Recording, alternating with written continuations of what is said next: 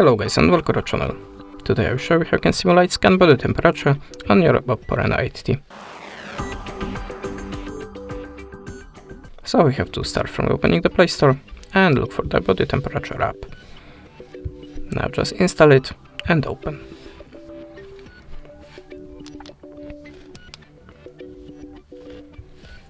Then skip this window and wait a second to close the ad.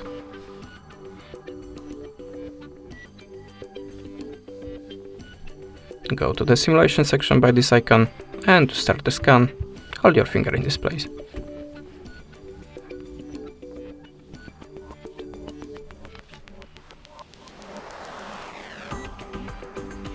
Now close that again.